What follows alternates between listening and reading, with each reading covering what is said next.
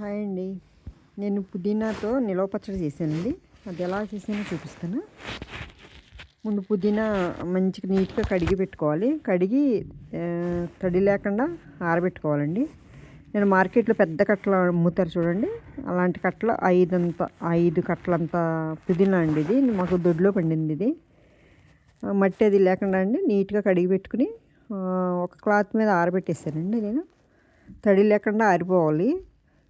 ఇంకా ఎక్కువసేపు ఆరబెట్టేస్తే అండి లేత చిగురు లాంటివి ఉంటాయి కదా, అవన్నీ నల్లగా అయిపోతాయి. ఆకులు కూడా కొంచెం తేడా వస్తుందండి. ఇలా గ్రీన్గా ఉండగానే మనం ఈ పుదీనాన్ని వేయించేసుకోవాలి. కొంచెం మగ్గినట్టు అయ్యండి.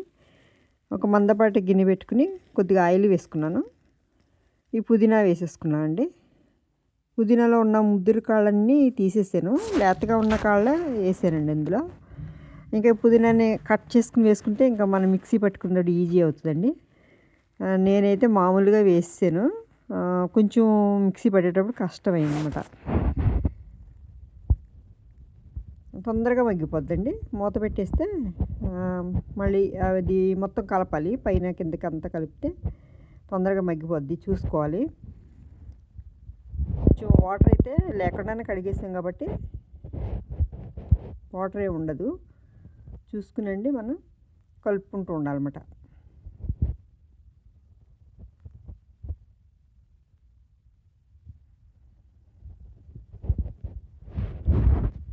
చింతపండు అండి, ఒక 100 గ్రాములంత చింతపండు తీసుకున్నానండి. గింజలు లేకుండా చూసుకుని ఒకసారి నీట్గా కడిగేసి చింతపండుని ఉడికించుకోవాలి.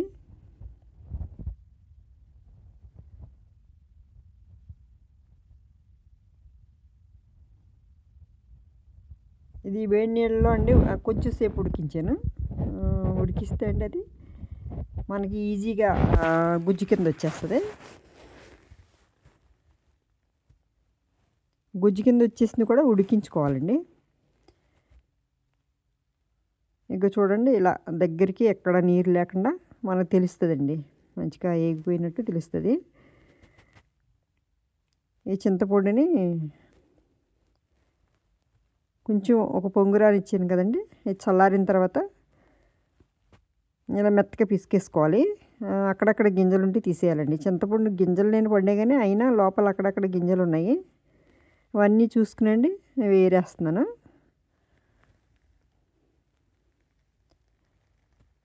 ఈ పుదీనాను ఒకసారి మిక్సీ పట్టానండి. ఒకసారి మిక్సీ పడితే కరెక్ట్గా అవ్వలేదు. వెల్లుల్లిపాయ ఒక పెద్ద పాయ వేసానండి. వెల్లుల్లిపాయ అంతా మిక్సీలో వేసేసుకుని ఇలా కొంచెం కచ్చిపచ్చిగా అయింది. పూర్తిగా కాలేదండి. చింతపండు ఉడికించుకుంటున్నాను. చింతపండు మొత్తం పిప్పి తీసేసుకుని పులిహార పులుసులాగా కూడా ఉడకబెట్టుకోవచ్చండి. నేనైతే కొంచెం పైన పిప్పి తీసేసాను. ఇది ఉడికించాను అనమాట. కొద్దిగా బెల్లం వేసాను. చూసుకొని బెల్లం వేసుకుంటే బాగానే ఉంటుంది. అసలు బెల్లం వేసినట్లేదండి. ఇంకా ఇంత కూడా వేసుకోవచ్చు కావాలంటే. దగ్గరికి నీరు లేకుండా దగ్గరికి రావాలండి పులిహార పులుసులాగా. ఇది ఉడికించేసుకుంటున్నాను ఇలాగా.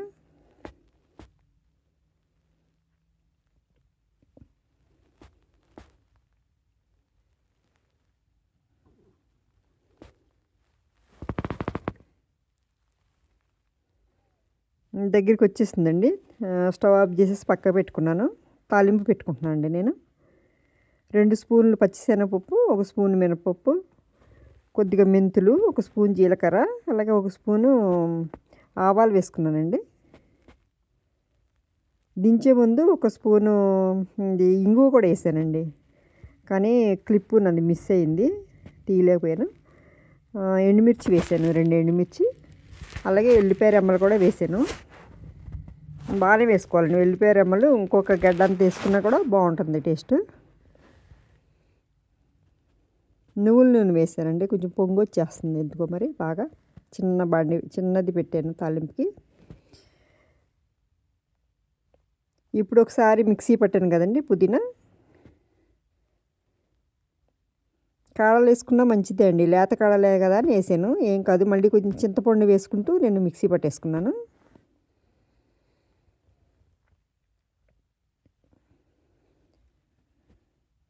మరి మెత్తగా గోరింటాకులా పేస్ట్ అవ్వక్కర్లేదండి, కొంచెం కచ్చాపచ్చిగానే ఉండాలి. మరి మెత్తగా ఏమైపోద్ది చూసుకోవాలండి.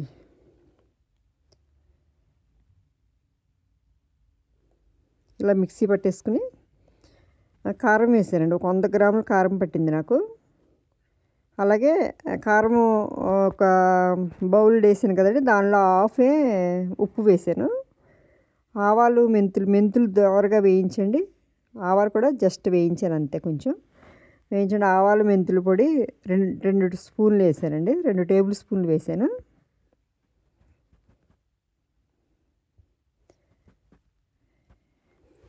స్పూన్కి గరిటెకి కలవట్లేదండి ఇది, ఇలా కలుపుకోవాలి. ఎందుకంటే బాగా కలపాలి ఇది.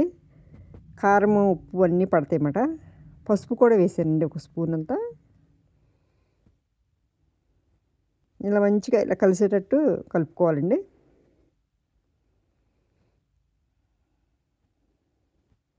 మొత్తం ఆకుకి కారం ఉప్పు ఈ ఆవపిండి అది పట్టేటట్టు మంచిగా కలుపుకొని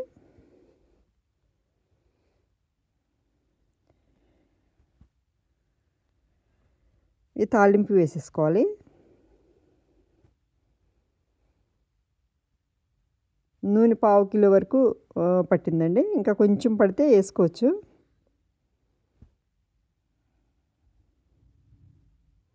వేడి వేడి అన్నంలో నెయ్యి వేసి తింటే చాలా బాగుంటుంది పచ్చడి.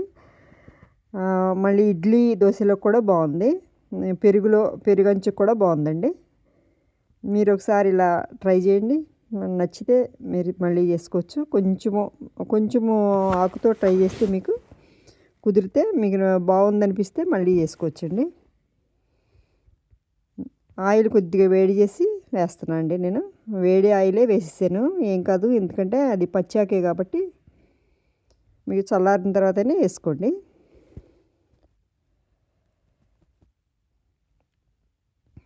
మన గోంగూర నిల్వ పచ్చడి అది ఎలా నిల్వ ఉంటుందండి, ఇది కూడా అలా నిల్వ ఉంటుంది, అసలు పాడవదు.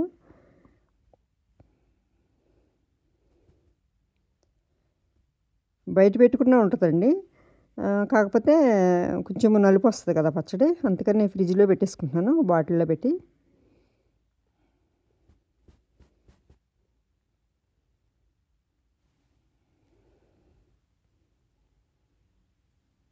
ఎక్కువ చేశాను కాబట్టి అండి, వాడుకునేదేమో ఒక చిన్న గిన్నెలో తీసుకుని బయట పెట్టుకుంటానండి ఎప్పుడైనా. అది అయిపోయిన తర్వాత మళ్ళీ ఆ గిన్నెడు తీసుకుంటాను. గిన్నె చిన్న డబ్బాను ఏదో దాంట్లో తీసుకుంటాను అనమాట. మీరు కావాలంటే కొంచెం పైన ఆయిల్ కూడా వేసుకోవచ్చు. మనకు తెలుస్తుందండి, మనం రైస్ కలుపుకునేటప్పుడు కొంచెం ఆయిల్గా ఉంటే సరిపోయింది అన్నట్టు ఆయిల్, లేదంటే కొద్దిగా ఆయిల్ వేసుకోవాలి.